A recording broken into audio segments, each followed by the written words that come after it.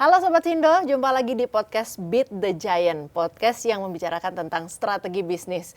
Kali ini ada narasumber kami, seorang pemimpin daerah, Wakil Wali Kota Serang, Nur Agis Aulia, yang sudah hadir bersama kami dan akan membicarakan banyak hal. Tapi kok yang datang Wakil Wali Kota Serang, padahal podcastnya strategi bisnis. Tunggu dulu, kita akan bicarakan semuanya di podcast yang satu ini. Bersama saya Priska Papilaya dan Yusuf Hadi. Ya. Silakan Mas Agis. Siap. Boleh diperkenalkan. Ini saya memperkenalkannya Wakil Wali Kota Serang. Betul. Tapi ini podcastnya strategi bisnis. Betul. Ini sambungannya di mana nih? Boleh diceritain dikit nggak? Ya mungkin lebih kepada basic saya sebelum jadi Wakil Wali Kota. Mungkin saya kan panjang, hampir 13 tahun berbisnis ya? Begitu. Okay. Terutama khususnya di bidang agro atau agribisnis. Nah, ini pengalaman saya di bidang bisnis yang panjang ini, kemudian ada beberapa hal yang tentunya ini menjadi bekal saya untuk memutuskan kebijakan dalam level pemerintahan. Begitu. Bisnisnya bisnis apa? Agribisnisnya apa?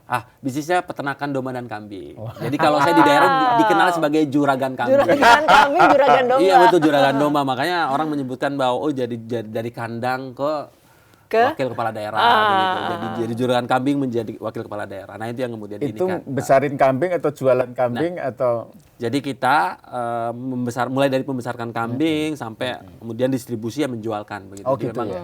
Dan memang concern di usaha kita namanya Jawara Farm. Jawara Farm. Ya? Nah kita memang gimana caranya bisnis peternakan yang punya income harian, mingguan, bulanan, tahunan. Mantap dari tuh. peternakan kambing itu hariannya kita ada susu. Jadi susu tiap hari diperah, susu kambing. Nah kemudian bulanannya gitu kan dari tadi pemotongan untuk Horeca hotel, resto, cafe dan Akika. Tahunannya dari bisnis, karena waktu itu kan peternakan itu kan dia harus nunggu lama. Jadi kalau misalkan ternak kambing dia harus gemukin nunggu 6 bulan. Nah enggak kan butuh kebutuhan sehari-hari dia. Makanya banyak kemudian dijual lah di tengah jalan dan segala enggak optimal. Nah, kemudian kita membuat skema gimana caranya peternakan ini bisa terus running dan punya banyak income. Makanya kemudian kita buat namanya peternakan terpadu, punya penghasilan harian, mingguan, bulanan dan tahunan. Nah, ini kemudian bisa terus sampai sekarang. Ini bisnis keluarga? Enggak, bisnis secara pribadi, individu. Jadi yang mulai Kang Agis ya? Ya betul. Kita kolaborasi dengan kelompok ternak. Jadi kita mulai bagaimana kemudian memetakan potensi tadi sebenarnya kurban dan akikah kita. Bayangkan Mbak ya. Setiap tahun itu butuh hampir 5 juta ekor untuk akikah dan kurban yang dipotong. Ya? Karena kita kan mayoritas muslim begitu. Dan udah wajib kalau lahir begitu muslim pasti akikah, pasti motong kambing. Nggak mungkin motong ayam ataupun motong yang lainnya begitu. Jadi kebutuhan kambing itu selalu stabil, bahkan terus meningkat. Apalagi kurban yang itu luar biasa begitu, hampir 2 juta ekor per tahun begitu. Bahkan kalau sekarang mungkin lebih besar lagi karena sekarang nih ada kebijakan dari pemerintah bahwa dam kurban itu bisa potongnya di sini. Nah, jadi kalau misalkan ada yang berangkat 200.000 haji, kita potong tuh 200.000 ekor tuh yang dipotong. Nah, ini juga potensi. Nah, makanya ini makin membesar. Nah, itu yang kemudian saya geluti mulai dari 2013 sampai saat ini. Ini nanti akan kita pakai insight-nya untuk di public sector ya. Betul. Tapi kita urus dulu bisnis kambing ini. Betul. Kalau kita ngomong kira-kira hal yang paling menguntungkan atau paling menarik dari bisnis kambing dan hal yang paling sulit dan paling jebakan itu kayak pro and con-nya gitu ya. Kalau pro-nya kira-kira apa? Kenapa selalu biasanya ada yang pelakunya selalu wah ini ada istimewanya gitu ya, dan ini ada keunggulannya yang nggak dipunya yang lain. Kambing apa? Dan nanti yang paling sulit yang umumnya pemain baru nggak sadar itu apa? Yang pertama marketnya tetap. Oke. Dan kita tahu bahwa kapan panennya. Karena kan akikah tadi ya. Iya betul. Makanya kita kan basicnya adalah tinggal seberapa banyak angka kelahiran. Angka kelahiran itu. Karena angka kelahiran itulah kemudian dijadikan kita sebagai basic bahwa ada berapa persen yang muslim, kemudian berapa kebutuhannya gitu kan. Dan itu luar biasa. Apalagi kan sekarang tingkat religiusitas masyarakat itu sudah semakin tinggi gitu. Jadi ketika lahir, sebelum lahir aja ketika hamil udah mikirin akikahnya. Nanti akikahnya di mana dan segala macam. Artinya pasar tetap. Jadi pasar sudah pasti fix begitu. Karena kambing dan domba ini adalah salah satu komoditas yang memang dibutuhkan untuk akikah dan kurban, karena ini yang kemudian diinginkan. Sapi nggak masuk ya? Sapi masuk. Nah kalau sapi di kurban. Nah kemudian di sapi ini kemudian kita juga sama, kita juga menggemukkan kemudian menjual sapi memang khusus di kurban. Sama di sapi juga pasarnya tetap Sama juga, tetap juga. Oke. Nah, ini menarik makanya. Jadi pertama pasarnya tetap ya. Pasarnya Kedua, yang kedua, nah ini yang paling menarik begitu. Di kita di Indonesia ini kan memang banyak orang yang apalagi di pedesaan yang memelihara kambing begitu. Nah, domba kambing ini kan sebenarnya kan hewan yang memang bukan hanya untuk bisnis ya, sebagian untuk nabung. Jadi kalau di kampung-kampung itu kan mereka punya domba, punya sapi, memang dipelihara untuk kemudian dijual ketika dibutuhkan. Misalkan anaknya mau sekolah ataupun kebutuhan lainnya. Jadi ini menjadi stoknya, populasinya terus meningkat. Makanya kebutuhannya terus meningkat, tapi terus ada juga begitu. Nah ini yang kemudian supply-nya ada ya. Ya, supply-nya stabil, supply-nya itu. Ya. Terus gimana memastikan bahwa market ini selalu memilih juragan? Apa tadi? Jawara? Jawara, Bang. Jawara. Yap. Yang pasti sebenarnya memang pelayanan, Mbak, begitu ya. Pelayanan dan kedua adalah kita kan kolaborasi. Jadi kita juga kerjasama dengan brand-brand akikah. Jadi ada beberapa pemilik brand akikah. Jadi cuma menjual ini aja paket akikahnya, tapi dombanya dari kita gitu. Oh, kayak ada IO-nya ya? Betul. Jadi vendornya ke kita nih. Jadi kita yang menyiapkan dombanya, mereka cateringnya gitu tuh. Nah ini juga banyak kita optimalkan. Terlebih dahulu memang kita karena udah mulai dari 2013. Jadi kita bagaimana kemudian mengelola database gitu karena pasti orang yang udah akikah itu udah 90% pasti kurban. Jadi itu yang kemudian kita follow up. Jadi bagaimana kemudian kita olah database konsumen itu kemudian untuk jadi konsumen repeat order. Dan kan kebanyakan itu pasti kalau dia anak pertamanya akikah di situ, anak keduanya di situ juga. Ya. Makanya namanya CRM ini kalau di marketing. ini yang kita kelola. Data ini yang kita kelola dari awal kita mendirikan gitu kan. Oh jadi saya pikir servis itu pelayanan itu hanya untuk hotel sama airline. Ini jualan kambing perlu ya CRM ya. Karena kita kan baru ngelihat polanya. Oh ternyata orang yang sudah akikah hampir 90% dia pasti kurban. Itu karena dia betul-betul menganggarkan gitu untuk kurbannya kan. Kurbannya itu kan juga bergantian biasanya tuh. Tahun ini ayahnya, tahun ini ibunya, tahun depan anaknya. Nah ini yang kemudian kita olah. Banyak nggak pengusaha kambing ini yang mikir CRM kayak gini? Nah, atau ini diferensiasi kamu yang nggak dipunya yang lain? Kalau sebelumnya itu memang ya kita masih menggunakan itu, tapi sekarang karena sudah ibaratnya sudah informasi itu sudah tersebar segala macam udah banyak kan. Dulu yang jual secara online ya kita sekarang udah banyak hampir semuanya, bahkan ada yang kemudian baru buka karena dia punya kemampuan digital marketingnya bisa laku karena digital marketing karena dia tidak perlu menyiapkan domba dan kambing aja. Ada sistem misalkan vendor bahwa kita yang menyiapkan domba kambing itu kemudian untuk diinikan ke mereka-mereka yang punya brand catering dan segala macam. Oke, itu keunggulannya. Sekarang yang paling sulit yang banyak orang nggak ngerti dipikirnya bisnis kambing itu gampang, nggak taunya hutan ribanya sulit apa itu? Ini yang paling menantang di bisnis peternakan domba kambing adalah SDM. Jadi SDM-nya kenapa? Karena memang SDM-nya harus ulet. Yang kedua adalah memang dia harus benar-benar dia punya rasa kepemilikannya, sense belongingnya. Karena si kambing domba ini kan dalam prosesnya itu kalau memang malam jam 2 dia berbutuh apa gitu atau kejepit segala macam itu ya kita harus bangun dan segala macam. Kadang kan udah nanti besok keburu mati. Nah, ditambah lagi memang di bisnis kambing domba ini tadi ya salah satunya lebih kepada manusianya. Jadi ada juga yang tidak amanah gitu, menipu dan segala macamnya gitu karena digemukkan segala macam tiba-tiba dijual gitu kan tanpa ada ini. Nah ini challenge-nya aja di situ. Jadi domba itu kalau stres mungkin disembelih juga nggak enak juga ya. Nah, bisa jadi dagingnya nggak enak juga. Jadi berarti nggak boleh stres ya. Malam-malam udah mesti harus tahu. Dari attention detailnya luar biasa. Betul. Ya? Makanya memang kata kuncinya adalah bagaimana kemudian untuk merawat peternakan itu kayak kita merawat sama aja kayak kebutuhan pakannya atau makannya sama. Bukan kan biasanya domba kambing itu cuman rumput itu cuman serat. Jadi dia juga butuh proteinnya, dia butuh juga mineralnya. Makanya kalau di peternakan kita di Jawara Farm itu kita ada buat rancu pangan sendiri. Jadi karbohidratnya dari mana? Karbohidratnya dari limbah, kemudian proteinnya dari tadi tempe, limbah tempe, pabrik tempe tahu, kemudian mineralnya ada yang lainnya juga sama. Jadi memang betul-betul harus dipenuhi kebutuhannya karena ketika kebutuhan pangannya itu terpenuhi, mereka bisa tumbuh dengan optimum. Nah, kalau kan di kampung kan sebenarnya kenapa bisa 2 tahun baru panen? Karena dimakannya cuma rumput aja. Gitu.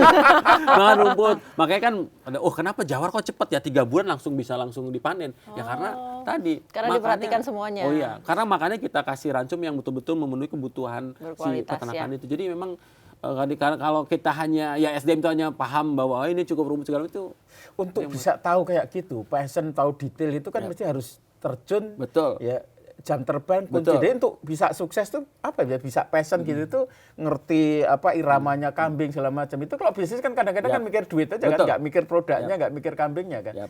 Itu untuk bisa begitu apa? Pengalaman saya pribadi adalah terus belajar, Mbak. Makanya saya selalu menyampaikan bahwa nggak ada peternak yang jago atau hebat. Ada peternak yang selalu belajar. Gitu. Karena kalau misalkan saya berhenti belajar ini karena challenge-nya berbeda-beda begitu. Iklim lah atau apa dan segala macam, terutama terkait tentang ternyata ini tadinya nggak bisa jadi pakan gitu. Nah ini terus kita optimal karena ini terbatas dan segala macam. Nah intinya terus belajar dan paling penting adalah berjejaring. Makanya kemudian kita ada asosiasinya tuh, Himpunan Peternak Domba Kambing Seluruh Indonesia tuh. Apa Kita ada untungnya presidennya. berjejaring bagi pengusaha domba? Salah satunya adalah tadi kita bisa saling kolaborasi terkait tentang kebutuhan. Karena ada beberapa wilayah misalkan Banten. Banten ini sebenarnya ya kalau kita bisa buka-bukaan gitu ya, kebutuhan domba akikah dan kurban ya kebanyakan disuplai dari Lampung, dari Jawa Barat, bahkan dari Jawa Tengah, bahkan dari Jawa Timur begitu. Artinya Kenapa? Serang yang dekat bukan pilihan justru ya. Betul. Karena memang populasinya populasinya tidak pertumbuhannya itu tidak inline dengan kebutuhannya. Gitu. Kebutuhannya 1.000, paling populasi naiknya cuma 200 karena itu butuh lain. Itu butuhnya jejaring. Makanya kita alhamdulillah kita punya asosiasi, bahkan sekarang ada asosiasi pedagang akikah juga Aspakin. Nah, kita juga ini salah satunya itu untuk saling melengkapi begitu, untuk kemudian saling kolaborasi. Saling ngasih informasi Betul, juga dan ya. pasti memastikan supply chain-nya berjalan. Kalau enggak kan repot kita gitu kan. Nanti karena kita pernah di satu sisi kan kurban gitu. Kita kekurangan domba dan kambing karena habis. Tapi orang itu banyak yang kemudian membutuhkan itu. Akhirnya ngobrol di asosiasi itu. Nah, akhirnya kemudian di asosiasi itu dikirim gitu. Bahkan hampir kan kalau di kurban itu kan bukan hanya hari H ya, jadi H+3 gitu. Jadi ada yang kemudian H+1 itu baru dikirim dombanya, baru dipotong H+2, H+3. Saking karena memang kebutuhannya besar dan kita terus karena kita melihat trennya begitu, ternyata dari tahun ke tahun apapun kondisinya terus meningkat. Ini yang menariknya di kurban gitu. Oke, sekarang sebelum masuk ke public sector ini, kenapa dari domba terus kok pikiran jadi nyalon bupati? Mungkin karena ini juga kan terkenal nih juragan kambing. Nah, ceritanya gimana tuh? Ya. Ceritanya Gimana tuh? transformasi. Jadi memang pertama kita ketika orientasinya memang bisnis ya kita hanya cuma bisa membantu beberapa kelompok peternakan. Sedangkan kan basic kita kan bagaimana kemudian kita menggerakkan ekonomi desa begitu di pedesaan itu, dan tentunya ada beberapa kebijakan yang kemudian harus diinikan, termasuk begitu advokasi kita sebagai peternak itu juga kadang ya di daerah itu kan masuk telinga kanan keluar telinga kiri gitu kan. Nah, akhirnya kita ingin bagaimana kemudian kita masuk, karena awalnya sebelum jadi wakil kepala daerah saya kan masuk ke anggota DPRD. Harapan kita itu ada perhatian dan ada betul-betul langkah konkret dan bukan hanya program seremonial.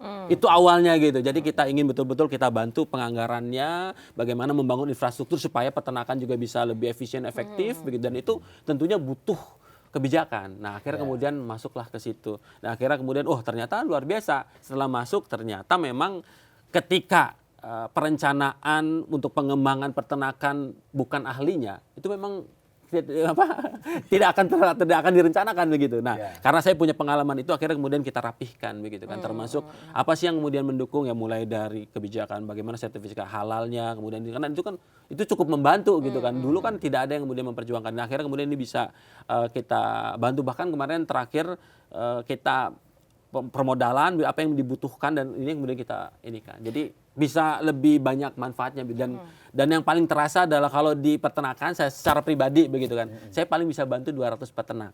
Tapi ketika masuk anggota DPRD, wah, saya bisa bantu 10.000 peternak begitu. Makanya kemudian saya naik lagi nih, pengen jadi masuk ke yang lebih luas lagi, karena kan kalau di DPRD terbatas hanya merencanakan, menganggarkan. Tapi bagaimana eksekutornya, makanya kemudian saya mencalonkan diri menjadi wakil kepala daerah. Karena target saya adalah dari 10.000 saya pengen bisa bantu ratusan ribu bahkan jutaan orang melalui kebijakan dan eksekusi yang kemudian kita lakukan. Jadi melipat gandakan kebaikan. Tapi kan kalau jadi kepala daerah yang kemudian diurusi cakupannya lebih luas, isunya lebih banyak, bukan hanya tentang peternakan aja gitu. Gimana? Nah, nggak lebih repot tuh? Justru cari kerepotan ya.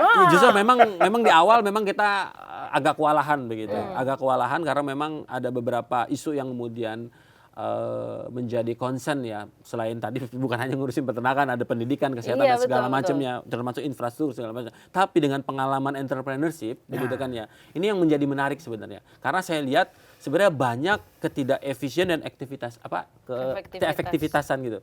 Nah, ini yang kemudian karena dan orientasinya mengusahakan by data, kemudian outputnya harus jelas begitu kan ya. Nah, ini yang kemudian membawa sehingga hasilnya juga bisa terasa begitu. Nah, karena selama ini mungkin ya kebanyakan kan hanya seremonial, kemudian ya hanya sifatnya ya yang penting berjalan, kemudian tidak bagaimana output dan semacam tidak terlalu diinikan. Nah, akhirnya kemudian yang membedakan saja begitu. Jadi itu didapat pada waktu DPRD ya. Jadi Betul. ngerti isu detailnya kan. Betul. Waktu ngurusi kambing kan kambing aja Kambing kan. Tapi aja. begitu jadi DPRD anggota, Betul. jadi detail-detail pemerintahan jadi ngerti. Nah, sekarang ini mungkin teman-teman yang mau nyalon bupati atau wakil bupati jadi ngerti ya. Dari kambing kemudian asetnya nih, dari kambing kan network macam-macam kan. Betul. Dan mungkin ke masyarakat juga udah mulai dekat. Terus kemudian jadi anggota DPRD. Terus untuk maju kok bisa menang ceritanya gimana? Siap. Berarti strategi entrepreneurship di Betul ya? Woro-woro di grup ini asosiasi. Pilih saya ya, saya nyalon gitu. Ya, pertama memang personal branding. Tapi partai masuk kan? Masuk. Ya, nanti karena kalau misalnya anggota DPRD harus masuk. Harus partai. Gitu. Ya. Ada beberapa partai kemudian saya masuk. Nah, itu masuk. Nah, tapi memang yang paling mendasar adalah personal branding. Ini penting. Bagaimana kemudian masyarakat mengenal ya. Nah, makanya kemudian saya lebih dikenal sebagai juragan kambing. Makanya juragan kambing menuju anggota dewan. Jadi orang tuh berbeda dan kemudian saya kemas kampanyenya. Jadi kampanyenya bukan kemudian saya foto pakai jas segala macam. Coba bawa kambing gitu kan. Di fotonya tuh dengan kambing, gendong kambing dan segala macam. Nah, akhirnya dekat ya. Akhirnya lebih mudah masyarakat kemudian mengenal. Nah, karena kan kata kunci gimana cara masyarakat kenal dulu. Baru kemudian dia ingin menelusuri ya, apa yang akan dibawa begitu, ibarat apa program apa yang kemudian ditawarkan. Nah, ini kemudian kita inikan. Nah, dan itu kemudian dengan branding juragan kambing itu masyarakat lebih mudah mengenal, baru kemudian kita coba tawarkan beberapa program-program yang memang ini yang kemudian meyakinkan masyarakat kenapa kemudian harus memilih saya gitu sebagai anggota DPR maupun menjadi wakil wali kota. Nah, ngomongin bridgingnya nih dari pebisnis jadi masuk di pemerintahan. Biasanya kan ada penyesuaian tuh ya. Betul. Apa bagian yang agak susah untuk disesuaikan sampai klik? Yang pasti adalah karena kalau saya menjalani usaha begitu kan. Jadi kalau ada apa-apa kan langsung cepat begitu. Nah, kalau di birokrasi kan ada birokrasi, ada aturan harus yang dibuat, harus berjenjang segala macam. Ini yang kadang saya juga kan sebagai jiwa muda gitu kadang kenapa nggak hajar aja gitu. Nah, belajar sabar dong. Betul belajar sabar karena selalu diingatkan bahwa di pemerintah itu ya mau tidak mau semua kebijakan, semua aktivitas itu harus ada dasarnya. Kalau tidak ada dasarnya itu bakal ada deliknya begitu kan ya. Walaupun itu baik gitu kan ya. Kalau tidak sesuai dengan aturan itu nanti dianggap melawan hukum gitu ya, tindakan melawan hukum.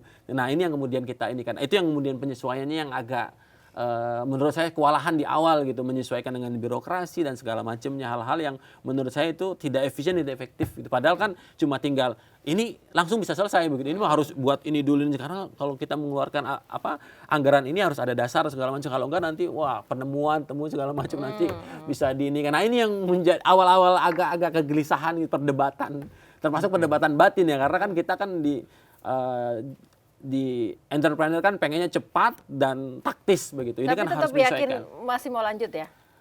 Nah, sekarang kan baru menjelang 2 Lanjut tahun. maksudnya habis bupati, Habis. lanjut Paling nggak gubernur. menyelesaikan ini loh, menyelesaikan tugas sekarang, terus nanti mungkin lanjut lagi? Nah, jadi kalau sementara ini memang masih 50-50 begitu.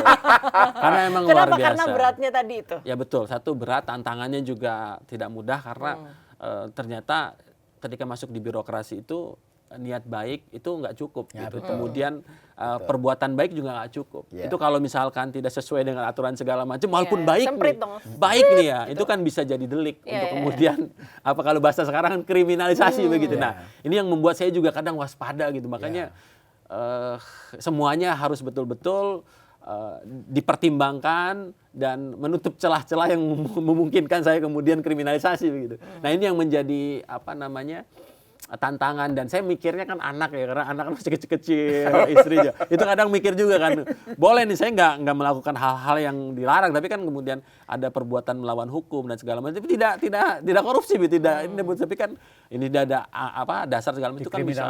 Lah. Nah ini yang kemudian jadi pertimbangan. Saya kan masih ngelihat keluarga jadi juga. Jadi pagernya keluarga ya. Kang Agis, jadi ketika dari bisnismen kemudian ke DPRD, DPRD kan pekerjaannya kan cuma nanya-nanya, nggak melakukan, enak kan? Enak, paling enak itu.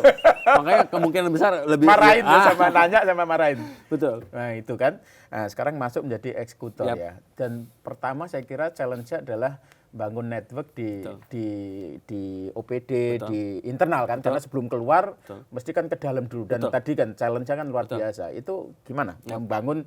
Tadi kan relationship kan, jualan kambing ternyata perlu relationship dengan customer harus ini relationship kan mesti harus dapat dapat support kan dari dalam kan. Itu yang dilakukan apa yang pertama? Yang paling utama sebenarnya karena kan saya berpasangan. Jadi mau tidak mau harus frame-nya adalah satu komando begitu. Bahwa Pak Wali Kota lah kemudian yang memang betul-betul decision maker-nya begitu ya. Saya hanya melengkapi dan membantu begitu. Sehingga tidak ada tuh dua matahari kembar. Jadi fokus kepada Pak Wali Kota begitu. Nah, kedua adalah yang paling penting adalah kita gambarkan apa yang akan kita lakukan selama 5 tahun. Jadi tidak ada visi kepala dinas, visi siapapun itu, yang ada adalah visi tadi wali kota, wakil wali kota, dan visi pemerintah Kota Serang. Itu. Jadi itu jadi koridornya. Yang ketiga, kita selalu ingatkan bahwasannya siapa yang perform kita apresiasi, yang tidak perform mohon maaf, kita harus ganti gitu kan ya. Dan itu kan sudah ada jelas variabel-variabelnya. Nah, ini yang menjadi titik awal bagaimana kemudian kita membangun chemistry, membangun pola komunikasi dengan beberapa ini yang jelas, yang pasti kan mereka butuh kejelasan begitu. Nah itu yang kemudian kita jelaskan, itu yang kita lakukan. Leadership ya intinya. Betul, leadershipnya harus betul-betul, visinya harus jelas, tegas gitu. Anyway, visinya Serang apa? Yang mana? Serang. Visi Serang adalah menjadikan Kota Serang yang maju kotanya dan bahagia warganya. Nah itu. Kira-kira gambarannya apa? KPI-nya kira-kira apa? Pertama adalah pertama memang memastikan warga Kota Serang tidak ada yang tidak bisa berobat. Warga Kota Serang tidak ada yang tidak bisa sekolah. Jadi itu semua digratiskan atau ada mekanisme tertentu yang diberikan? Pertama kita ada BPJS, yang kedua kalau ada kendala BPJS yang nunggak kita punya jam kesda. Karena kan persoalan sekarang ini BPJS itu kan ya tidak ditanggung tuh, ada yang nunggak gitu kan ya. Yang nunggak kan mau nggak mau, nah kita yang cover. Jadi memastikan tidak ada yang tidak bisa tidak diobati gitu. Masyarakat kalau sakit. Yang kedua, tidak ada yang tidak sekolah gitu. Jadi kita fasilitasi semuanya, apa kebutuhannya, misalkan nggak bisa sekolah seragam, kita kasih tuh, ada program seragam gratis. Sekarang sih kemarin sebenarnya sudah kita siapkan sebelum ada MBG. Kalau nggak bisa jajan, kita siapkan itu kan. Sekarang udah ada MBG, makan jadi udah bisa di cover gitu. Nah itu. Dan yang ketiga adalah tidak ada masyarakat yang lapar. Jadi kita punya ketahanan pangan, kita punya program untuk membantu masyarakat Kota Serang yang rentan kelaparan. Jadi itu yang kemudian kita lakukan. Selebihnya tadi bagaimana kemudian infrastruktur itu bagus, bagaimana kemudian pengembangan SDM. Tapi memang Pak Budi, Pak Agis nih ya, Pemkot itu kita punya dua strategi. Fokusnya adalah pembangunan fisik dan non fisik. Pembangunan fisik ya infrastruktur, pembangunan fisik adalah SDM. Nah ini kita bagi juga nih. Yang pendidikan dan sebagainya. Betul, dan ini kita juga bagi bahwa untuk fisik Pak Wali Kota dan non fisik SDM saya. Nah, sehingga jelas begitu bagaimana kemudian mendeliver, mengeksekusi program-program yang jelas. Ini kan banyak yang kemudian karena tidak ada pembagian yang jelas saja. Nah, ini yang kemudian kita konsentrasi. Balik ke belakang dikit ya. Jadi kan pertama sebelum managing ke OPD dan itu kan managing Pak Bupati, Pak Wali Kota dulu kan. Ininya apa yang tipsnya untuk atau bagaimana kan ini kalau enggak satu chemistry kan berat kan, kesananya berat. Ini titik awal kalau ini gagal semuanya gagal. Yang dilakukan apa? Yang pasti memang komunikasi begitu, komitmen saja begitu kan ya. Kalau saya kan, nah ini pentingnya. Saya kan memang lahir dari pengusaha ya. Pengusaha kan dipegang komitmennya. Jadi saya komitmen, kalau memang komitmennya A ya sudah A begitu. Komitmen ya. Jadi itu yang kemudian ya sudah. Kalau memang ada sesuatu yang melanggar ya tidak kemudian ini kita ngobrol lagi aja. Kenapa? Karena pasti kan dinamis begitu.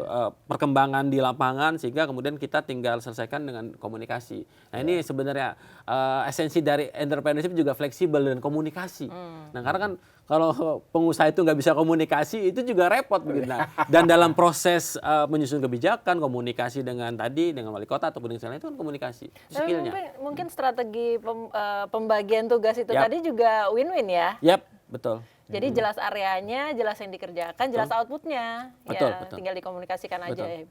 Oke, kita sambungin yang kambing ke public sector. Kalau diambil 3 ya, insight atau pelajaran paling berharga dari bisnis kambing atau entrepreneurship ke public sector. 3 apa? 1 apa? Yang pertama ya, kalau kita biasa kalau di entrepreneur itu keterbatasan ya kita nggak bisa ini, kalau keterbatasan itu kita harus nyari gitu. Pertama ada kolaborasi. Jadi kita dorong bagaimana kemudian berkolaborasi kerjasama supaya apa? Supaya keterbatasan itu bukan jadi kendala. Itu yang pertama. Oke. Nah itu pelajaran yang Kalau pertama. teman-teman public sector birokrat biasanya begitu kurang anggaran gitu udah diem aja gitu Udah ya. pasrah begitu kan. Jadi kalau anggarannya sekian ya. Makanya di Pemkot Pak Budi Pak Agis ini kan kita punya program. Ada program namanya sumbernya dari APBD. Ya. Ada program yang sumbernya non APBD. Oke. Kalau APBD mereka udah biasa. Gitu. Nah kita dorong juga bagaimana kemudian OPD itu punya program non APBD. Program yang dibiayai oleh kerjasama swasta begitu, yayasan dan segala macamnya kita dorong begitu. Nah sehingga mereka mulai mindset bahwasanya kalau APBD-nya terbatas, mereka harus kreatif untuk mencari sumber non APBD-nya. Nah itu yang kemudian kita dorong. Tapi jalan semua. Jalan, makanya ada beberapa ini ini dimonitor secara ketat oleh Pak Wali terkait tentang jalan. Ini beberapa CSR bangunin jalan tuh. Bangunin jalan. Jadi makanya ada beberapa jalan-jalan yang memang kewajiban kita dibangun sama para dari CSR. Kemudian penataan kota, ada beberapa perbankan juga yang bangun juga kayak taman dan segala macam. Nah ini salah satu tadi program non APBD yang kemudian kita realisasikan. Tadi kolaborasi apalagi. Kolaborasi.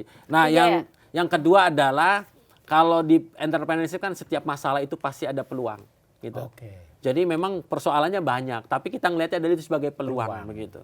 Kayak misalkan banyak jalan yang rusak begitu. Oh, itu peluang. Berarti peluang untuk mencari kolaborasi. Banyak CSR dan segala macam begitu kan. Nah, ini yang kemudian kita. Jadi itu. Jadi problem adalah peluang. Peluang bagi kita. Kalau birokratnya problem itu kan suntuk aja. Problem itu waduh kan.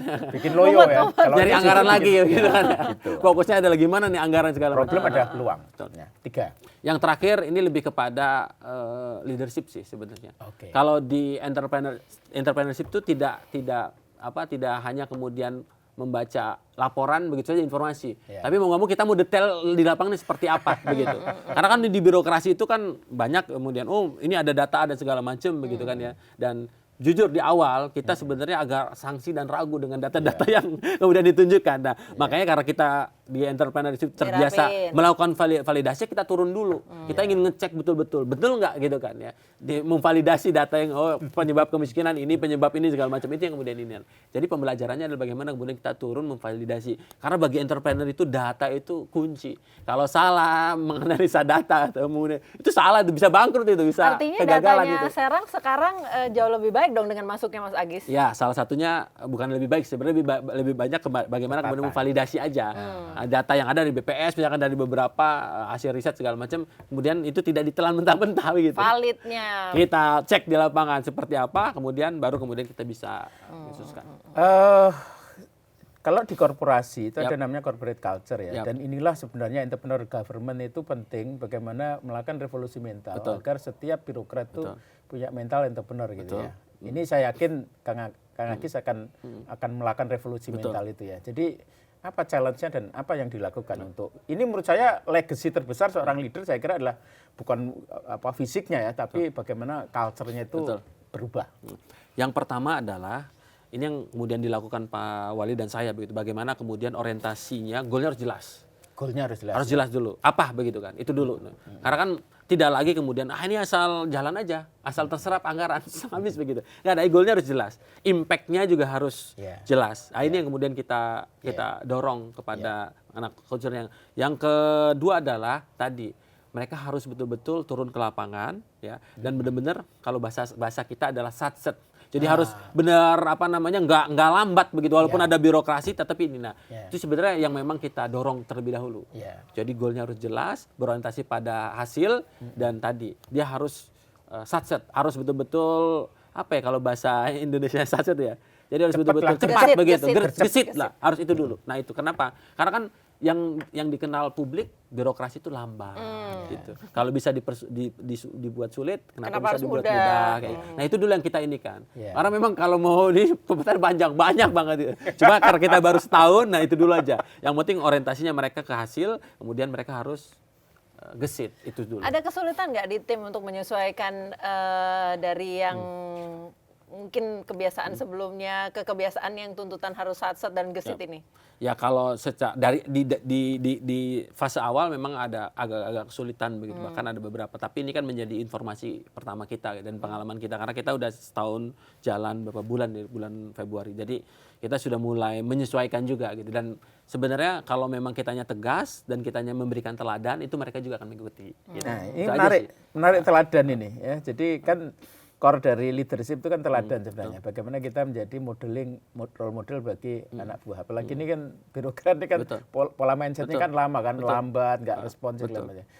Modeling ini dijalankan Kang Agis gimana di Serang? Jadi memang tadi harus jadi teladan dan tegas begitu. Makanya berkali-kali baik Pak Wali dan saya siapapun yang tidak yang tidak perform gitu kita ganti. Nah, itu kan bagi sekelas Kadis Bikin kan kaget ya. itu lumayan gitu. Dan memang kita lakukan. Ya. Beberapa Harus kita lakukan berani ya. rotasi. Dalam Harus satu berani. tahun ini? Oh iya, satu tahun ini. Tahun ini kita udah ngeganti banyak gitu kan. Kenapa? Karena tidak perform, kemudian juga tidak sesuai dengan harapan dalam artian target, ya sudah kita rotasi, kita ganti. Gitu. Artinya untuk menunjukkan bahwa kalau kamu nggak perform kan kamu diganti. Betul. Sehingga yang lain akan berusaha untuk perform kan. Sehingga semuanya merasa ter-challenge gitu untuk kemudian mereka akhirnya mengerahkan segala daya upaya untuk kemudian bisa perform. Dan menurut saya ini hal yang positif begitu. Makanya Pak Wali, saya selalu bilang itu aja, kalau tidak perform mohon maaf begitu, kita akan ganti. Dan itu kan secara terbuka masyarakat juga bisa melihat gitu kan. Kalau memang ada pelayanan segala macam dinas ini ya udah. Ya ini berarti kita akan panggil, kita kasih kesempatan lagi, kalau nggak bisa ya mohon maaf, kita harus ganti. Karena prinsipnya nih ya, memang ini juga saya dapat pelajaran dari Pak Wali, prinsipnya lebih baik saya mengorbankan satu orang dibandingkan masyarakat. Artinya lebih baik kita korbankan kepala dinas ataupun siapapun itu dibandingkan masyarakat yang banyak kan. Kepala dinas kalau nonton ini takut ya. Enggak, sudah tahu bahwa Pak Budi Pak Agis ya tegas begitu, yang tidak perform, yang tidak punya komitmen untuk bisa melaksanakan apa yang menjadi tugasnya, ya mohon maaf begitu. Challenge transformasi adalah ketika ya tadi misal kita kalau di bisnis kan begitu performance base yang nggak bagus diganti. Ya, tapi betul. kan ada yang terjadi di mana yang lain makin takut makin loyo gitu. Ada dua skenario, ter-challenge atau makin loyo gitu. Ya, wah ini harus kerja keras dan seterusnya. Termasuk challenge yang lain adalah politik ya. Betul. Jadi ada grup-grup gitu. Wah ini nggak suka atau bikin kelompok segala macam. Itu bagaimana seorang wakil wali kota mensolusikan itu? Yang pasti kan memang di setiap di setiap organisasi termasuk pemerintah daerah kan pasti ada beberapa kubu dan segala macam. Misalnya kubu-kubu itu. Betul. Yang pasti kita pendekatannya adalah tadi yang saya sampaikan di awal, bahwa orientasinya adalah tidak ada visi. Ini paling penting, tidak ada visi kepala dinas gitu. Yang ada visi wali kota, wakil wali kota, dan pemerintah kota Serang gitu kan ya. Itu aja. Nanti kalau ada itu ya mohon maaf, itu siapapun itu, mau kubu apapun itu, kemudian kita harus bersikap tegas. Memang kata kuncinya memang harus tegas. Jadi itu yang kemudian membuat mereka juga akhirnya berpikir gitu untuk kemudian kerjanya main-main, loyo, bahkan tidak sigap. Kan selalu bilang, yang nggak sigap pun, bahkan kan kita sudah sampaikan juga ini teknisnya. Tataran teknisnya adalah kalau ditelepon gitu kan ya, wali kota, wakil wali kota ya, tidak diangkat selama 3 menit, tidak siap-siap begitu. 24 jam harus standby. Nah itu juga mereka, ya menunjukkan mereka betul-betul komitmen begitu. Kayak jurnalis loh, kerjanya loh. Jadi harus jam 1 kalau ditelepon begitu kan ya, ada yang butuh segala macam, kalau nggak diangkat, itu besoknya pasti kita panggil. Alasannya apa gitu kan. Biasa-biasa ketiduran pas sakit segala macam, makanya harus ini. Apa sih Mas yang pengen dicapai dari Kota Serang ini? Ya, harapannya Kota Serang ini kan sebagai ibu kota, jadi ibu kota Provinsi Banten begitu. Nah, ini juga kita sedang memperjuangkan supaya memang secara legalitas Kota Serang menjadi ibu kota. Nah, yang kedua adalah Kota Serang ini punya sejarah panjang. Punya sejarah panjang karena Kota Serang ini dulu menjadi salah satu sumber peradaban Islam di Nusantara begitu ya. Bahkan kan ada Sultan Banten lah. Bahkan kan dulu menjadi poros maritim dunia begitu. Selain Kalau kemarin kan ada Batavia atau Malaka. Jadi Banten juga sama gitu.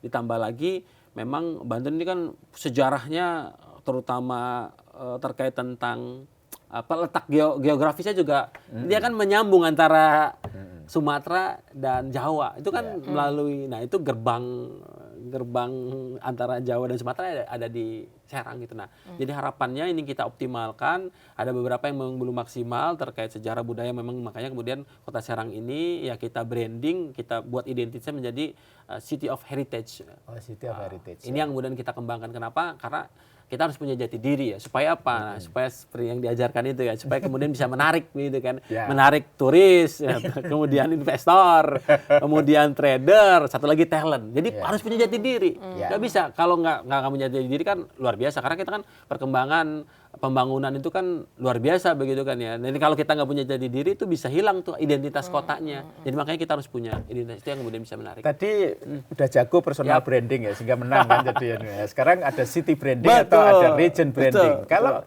sudah pengalaman 1 tahun lebih ini, kira-kira kalau challenge terbesar, personal branding udah ngalamin kan, ngerti challenge-nya. Kalau city branding atau region branding, challenge terbesarnya apa? Untuk narik investor, narik turis, narik talent dan seterusnya. Ya challenge-nya adalah kita harus punya blueprint city branding-nya dulu begitu kan ya. Karena ini menjadi master plan kita untuk ke depan. Identitasnya apa harus jelas ya. Nah, identitasnya harus jelas. Kenapa? Karena kita nggak mungkin menarik investor, menarik talent, menarik trader tapi untuk kemudian tahu masuk. keunikannya. Tapi nggak tahu apa yang membedakan Kota Serang dengan Kota Malang, Kota Bandung segala macam nggak ada nih. Nah, ini yang kemudian kita rapikan. Makanya ya kita kan kemarin sudah mendapatkan ilmu yang banyak nih dari Mas Sufmo gitu kan terkait dengan city branding. Ini sudah bertukar ilmu. Hampir beberapa wakil kepala daerah sudah belajar. Begitu dan itu juga sama, kita juga sadar gitu. Bahkan kalau yang Lebak nih Pak Wabub tuh udah mulai kepikiran juga katanya, oh iya, Multatuli dan segala macam yang punya ini. Nah, itu sama. Makanya kita harus punya identitas diri yang jelas atau personal branding yang jelas. Yang ini yang menarik untuk kemudian para investor, para turis, para talent dan lainnya untuk kemudian bisa masuk ke Serang. Serang lebih banyak narik turis atau investor atau talent atau trader? Kalau sekarang Serang ini lebih ke trader dan turis. Oh, turis ya. Nah, turisnya biasanya area apa yang dimunculkan, yang dijual? Wisata Banten Lama. Oh, iya. Jadi wisata Banten Lama ini luar biasa. Itu di Kota Serang? Di Kota Serang. Jadi kalau Mbak Friska mampir ke Serang itu di Banten Lama itu ada satu tempat ya, itu pertama kali Cornelis de Houtman ke Nusantara. Itu apa? Banteng? Enggak, lebih kepada tempat ini aja, tempat sandar. Nah, jadi Tugu Sandar Cornelis de Houtman. Jadi Belanda sebelum datang ke Nusantara itu ke Banten dulu. Nah, di situ. Nah, disitulah kemudian luar biasanya. Dan kemudian tadi bahwa Kesultanan Banten ini dulu adalah salah satu tadi pelabuhan internasional juga yang cukup terkenal dan memang luar biasa kalau dari segi sejarahnya, kemudian artefak dan segala macamnya ini yang menarik begitu. Apalagi kemudian sekarang kan Banten itu terkenal dengan tadi ya ada jawara dan ulama. Jawara bersifat keberaniannya, ulamanya yang menjaga nilainya. Nah, ini yang menjadi ciri khasnya juga. Nah, ini yang kemudian kita godok supaya tadi jadi Kota Serang menjadi city heritage gitu. Jadi kunci narasi itu penting ya. Betul. Narasi jadi sejarahnya kayak apa dirangkai-rangkai, dibangun narasinya, kemudian kita komunikasikan keluar ya.